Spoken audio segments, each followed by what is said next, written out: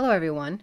This is a short demonstration of the RDS-32 ITX telemetry capability, which is over 500 meters line of sight. We will also be using an adaptive wireless monitor, or AWM, to receive our telemetry data. We will start by turning on the RDS-32.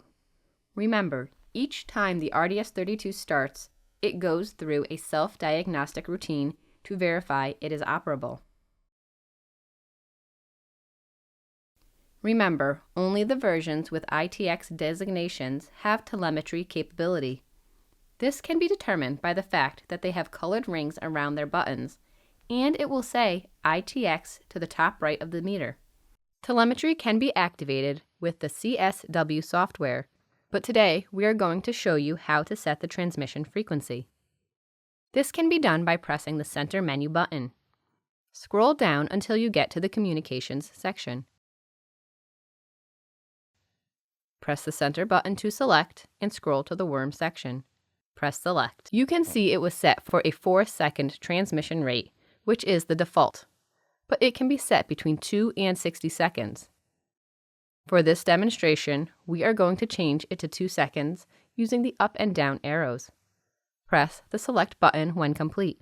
Now let's go back to the main display to view the dose rate with both the RDS and AWM by pressing the back arrow until you reach the main display.